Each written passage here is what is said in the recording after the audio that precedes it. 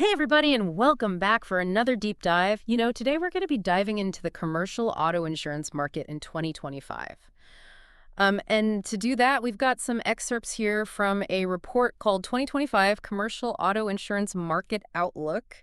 And let me tell you, this report, it really doesn't sugarcoat anything. Right. It's a wild ride. It is. And so we thought this would be a great deep dive just to kind of get everybody up to speed on what's coming down the pipeline, maybe help you save some money along the way. Yeah, absolutely. So, the report really paints a pretty sobering picture of the state of the commercial auto insurance market. It doesn't pull any punches. No. Yeah, what's at the heart of all this turmoil? Well, I mean, in a nutshell, you can kind of think of it like a perfect storm's brewing.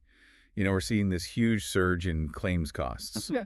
And that's being driven by a couple of major factors. And one that's really kind of looming large is this trend towards these massive jury awards.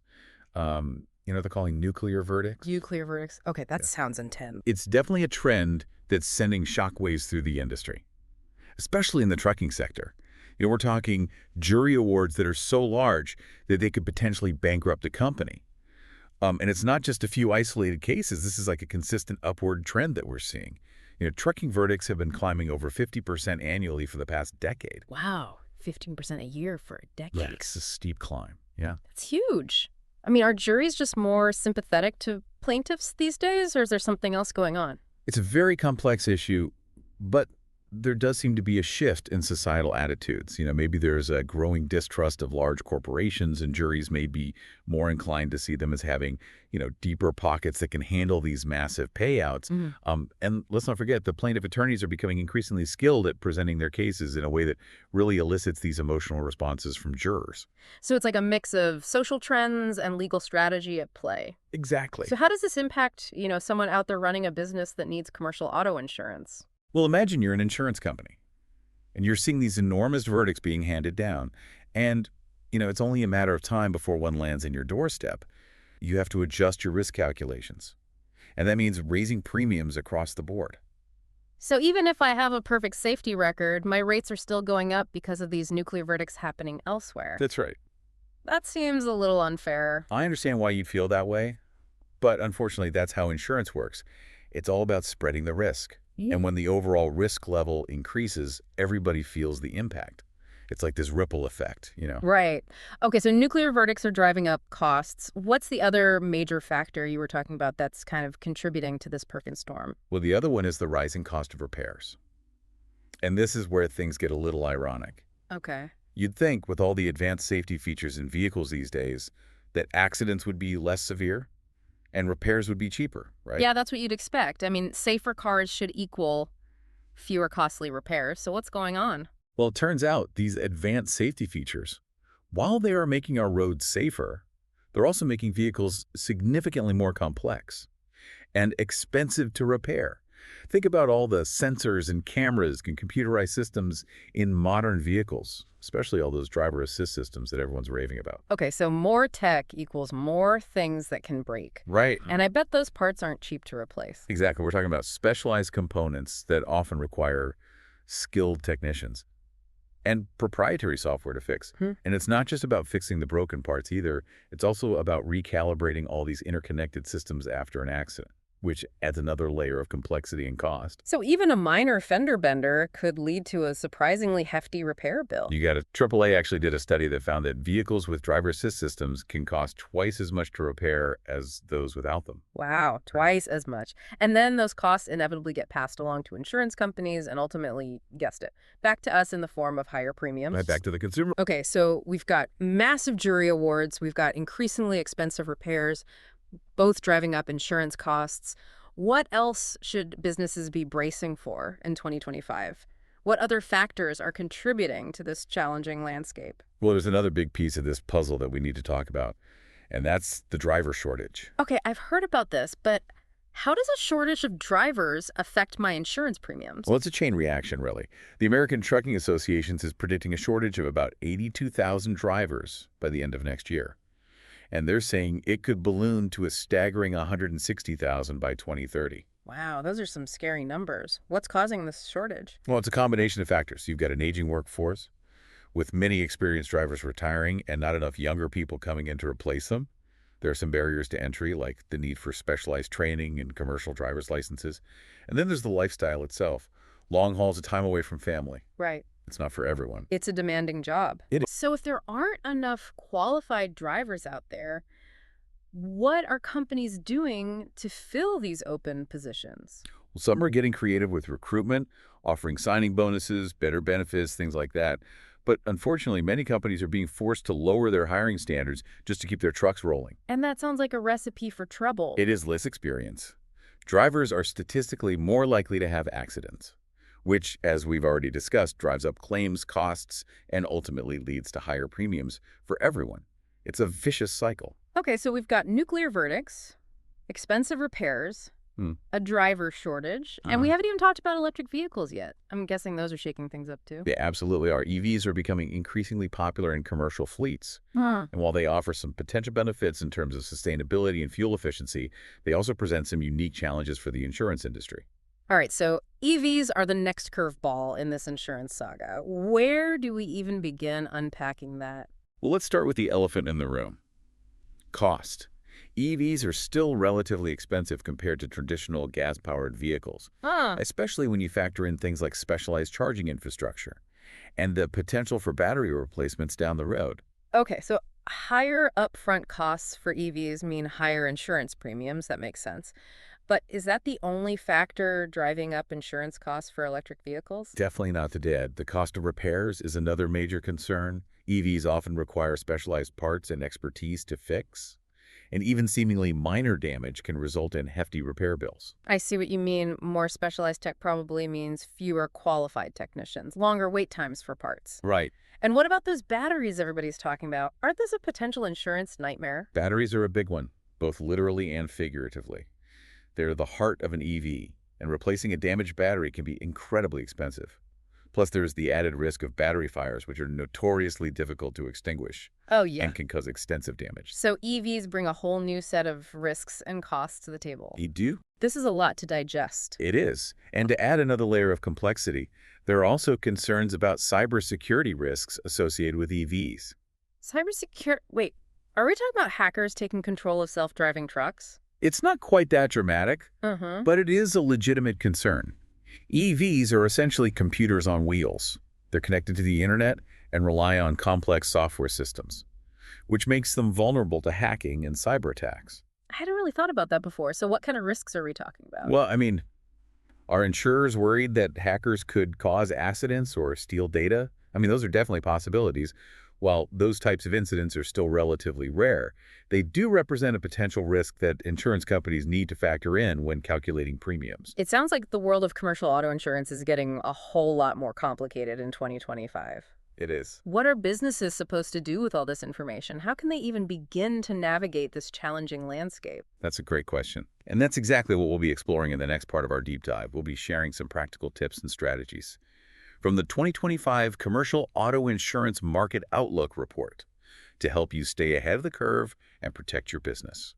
Okay, I'm definitely tuning in for this has been a real eye-opener, and I'm eager to hear what kind of solutions are out there. So for everyone listening, don't miss part 2, where we'll dive into those practical strategies and give you the tools you need to navigate this insurance maze. Sounds good. See you then. Welcome back to our deep dive into the 2025 commercial auto insurance market. You know, in part 1, we talked about some of the major challenges that businesses are facing. Yeah. You know, nuclear verdicts, the rising cost of repairs, the driver shortage. It's a lot to wrap your head around. It is, and I know it can feel overwhelming. It can. So what can our listeners do? What can they do to protect themselves and their businesses? Well, the good news is that there are steps that businesses can take to navigate this landscape and potentially even save some money along the way. Okay, that's what I want to hear. Give us the good stuff. What can our listeners do? Well, the 2025 Commercial Auto Insurance Market Outlook report offers some great tips for insurance buyers. And the overarching theme is really about taking control and being proactive. Proactive. I like that. So what does being proactive actually look like in the world of commercial auto insurance? Well, it starts with really examining your current risk management practices. This is about identifying those potential risks in your operations and taking steps to minimize their impact. Risk management? Okay, that Yeah. makes sense. But for someone who isn't a risk expert, where do you even begin? Well, think of it this way. You want to create a culture of safety Hmm. within your business. Okay. And it all starts with your drivers. They're the ones on the front lines. So making sure that they are well trained and supported is absolutely critical. Drivers are the heart of any fleet operation, that's for sure. They are. So let's talk about driver safety programs. I mean, are we just talking about basic driver's ed, or is there more to it than that? Oh, it's definitely more than just basic driver's ed. A truly effective driver safety program goes deeper. It addresses the specific risks and challenges that your drivers face on the road. So it needs to be tailored to the specific industry and Oh. type of driving involved. Exactly. A trucking company hauling hazardous materials is going to have different training needs than a delivery service operating in a busy urban environment. Right. The program should cover everything from defensive driving techniques to cargo securement vehicle inspections, even handling fatigue on long hauls. It's all about preparing your drivers for any situation that they might encounter. Yes. And it sounds like ongoing training and refreshers are really important too. Absolutely. Regular retraining keeps safety top of mind, and it helps drivers stay up to date on the latest regulations and best practices. Okay, so robust and ongoing driver training is key. What else should businesses be focusing on when it comes to risk management? Another important piece is establishing clear policies and procedures. Think of this as like your company's driving rule book. A rule book for drivers. Mm. Okay, I'm intrigued. What kind of things would be included in this driving rule book? Well, it should cover everything from the basics, like speed limits and seatbelt use, to more detailed policies on cell phone use, fatigue management, pre-trip vehicle inspections. So it's about setting clear expectations and holding drivers accountable. Yes. And I imagine having these policies in writing can be really helpful if there's ever an incident. Absolutely. Documentation is key. It Yeah. not only protects your business, but it also demonstrates to your insurance company that you're taking safety seriously. Okay, so driver training, clear policies. What else is on this risk management checklist? Well, don't forget about vehicle maintenance. It sounds simple, but regular maintenance is one of the most effective ways to prevent accidents and keep your insurance costs down. You're telling me a well-maintained truck is less likely to end up in a ditch? I know it seems obvious, but you'd be surprised how many businesses neglect this critical aspect of risk management. A good maintenance program should include regular inspections, Yeah. preventative maintenance, and timely repairs. And I bet keeping detailed maintenance records is important too. It's essential. Mm-hmm. Those records can be a lifesaver if there's ever an accident or an insurance claim. They demonstrate that you've taken steps to ensure that your vehicles are safe and roadworthy. So we've got driver training, clear policies, regular maintenance. What's next? Well, this is where technology comes in. We touched on technology a bit in part one, but now let's kind of dive deeper into how it can be a powerful tool for managing risk. Okay. We're talking about things like telematics, GPS tracking, and dash cams. All right, let's break those down one by one. First up, telematics. Okay. It sounds like a sci-fi term, but what does it actually mean? Well, think of it as like a fitness tracker for your vehicles. Telematics uses GPS and onboard sensors to track all sorts of data about how your vehicles are being driven. Speed, braking, acceleration, even things like fuel efficiency and engine performance. Okay, so it's gathering all this data about driving behavior, but how does that translate to actual risk management? Well, that's where the real power of telematics comes in. You can use this data to identify risky driving habits, like speeding, harsh braking, or excessive idling. So it's not just about tracking where your vehicles are, it's about understanding how they're being driven. Exactly. And with that information, you can provide targeted coaching to your drivers, you can address any issues before they become major problems, and you can create a safer and more efficient fleet. And a safer and more efficient fleet probably translates to lower insurance premiums, right? In many cases, yes. Many insurance companies offer discounts to businesses that use telematics systems because they see it as a proactive approach to risk management. Okay, that makes sense. What about GPS tracking? I mean, isn't that kind of similar to telematics? They are similar, but GPS tracking focuses more on the location of your vehicles in real time. You can use it to monitor your fleet's movements, optimize routes, and even recover stolen vehicles. So it's less about driver behavior and more about logistics and security. Exactly. And while it might not directly impact driver safety in the same way that telematics does, it can still contribute to a more efficient and secure operation, which can indirectly reduce risks and potentially even lower insurance costs. Okay, GPS tracking, got it. And then there are dash cams. Yes, Those seem to be popping up everywhere these days. they are. What's the appeal from an insurance perspective? Well, dash cams provide that extra layer of protection by recording video footage of what's happening on the road. This footage can be invaluable in the event of an accident. So it's like having an unbiased eyewitness in every vehicle. Precisely. It can help determine fault, protect your business from fraudulent claims, and even provide valuable insights for driver training. That makes sense. It's all about having the evidence to back up your version of events Yes, if something goes wrong. exactly. And some insurance companies even offer discounts for businesses that have dash cams installed in their vehicles. Okay, so telematics, GPS tracking, and dash cams, these technologies can be really powerful allies in managing risk and potentially even saving money on insurance. But with all these challenges that we talked about earlier, is all this enough to truly navigate this 2025 insurance market? Well, it's a great start. But there's more to it than just technology and risk management. In the next part of our deep dive, we'll explore some additional strategies, like shopping around for the best coverage and working with an independent agent. Sounds good to me. I'm ready to dive deeper into those insurance waters. And for all of you listening, don't miss part 3, where we'll continue our exploration of the 2025 commercial auto insurance market and give you even more tools to protect your business. We see you there. Welcome back to the deep dive, everybody. In parts 1 and 2, we really explored, a lot of the twists and turns of this commercial auto insurance market in 2025. We did. We've unpacked those challenges, dug into those risk management strategies, and even, uncovered some of those tech-savvy solutions to keep those premiums from, going through the roof. Thanks. But we know you probably still have questions. So we reserved this final part of our deep dive to kind of address those lingering uncertainties. Think of it as our insurance Q&A session. I like it. So we've been getting a lot of great questions from our listeners, so let's just jump right in and see if we can provide some clarity. Yeah, let's do it. All right, the first one is a question I bet a lot of people are thinking. If I have a perfect driving record, will my insurance premiums still go up? It's a fair question. And unfortunately, the answer isn't as straightforward as we'd like. Even with a spotless driving record, you might still see some increases. Wait, really? I thought good drivers were rewarded with lower rates. You're right. Good drivers typically do get better rates. But remember, we're talking about a market that's being influenced by these larger forces. Those nuclear verdicts and rising repair costs we discussed. Those factors affect the entire insurance ecosystem, even those with a perfect driving history. Ah, right. It's that perfect storm we talked about. Exactly. So even the most cautious drivers aren't completely immune to these broader trends. It's a bit like the tide rising. Even if you're on a high rock, you're still going to feel the effects. Yeah, that's a good analogy. But here's the good news. A stellar driving record is still your best defense against those dramatic premium hikes. It demonstrates your commitment to safety, and that's something insurance companies value. So safe driving isn't just about protecting lives, it's also about protecting your wallet. That's right. Makes sense. Okay, next question. How can I protect my business from those nuclear verdicts? It feels like there's no way to avoid them.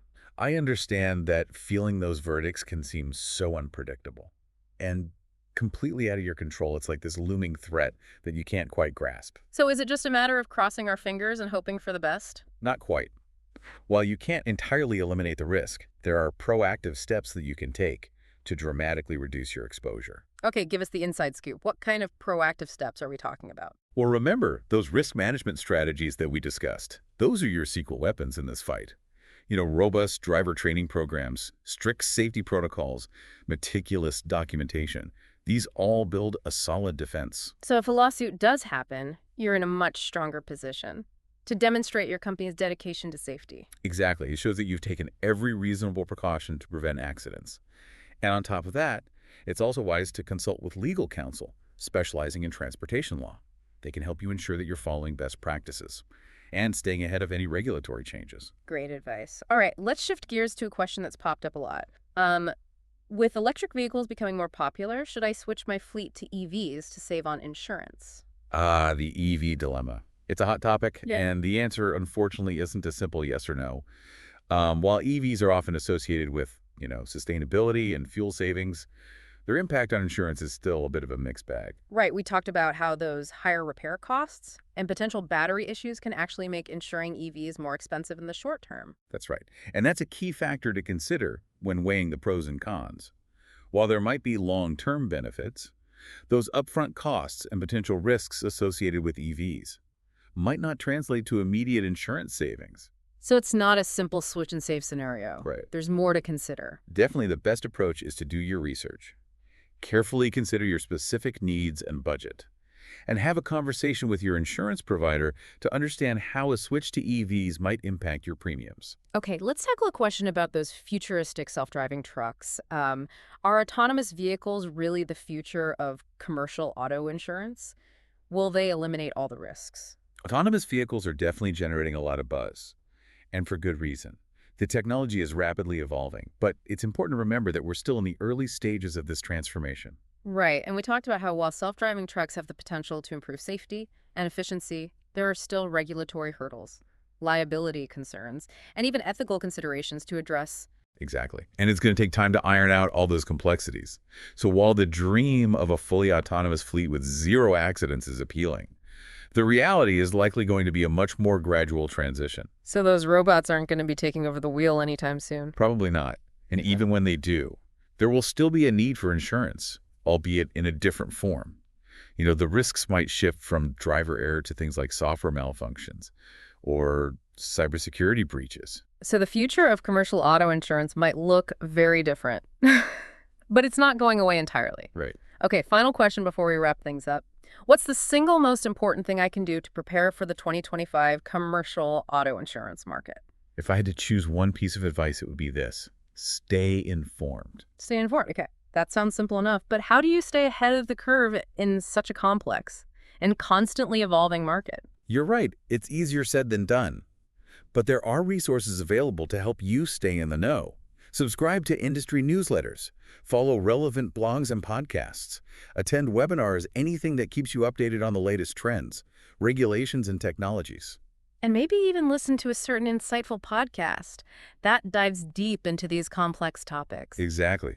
The more you know, the better equipped you'll be to make informed decisions that protect your business. Well said. Knowledge truly is power in this game. It is. This deep dive has been a whirlwind of information, but I think we've given our listeners a solid roadmap to navigate the road ahead. I agree. We've covered a lot of ground. But hopefully our listeners feel empowered to face the challenges of the 2025 commercial auto insurance market head on. To all our listeners out there, remember, it's a challenging market, but with a proactive approach, a willingness to adapt, and a healthy dose of information, you can steer your business toward a safer and more cost-effective future. Absolutely. Stay safe, stay informed, and keep exploring. We'll see you on our next deep dive. That's it.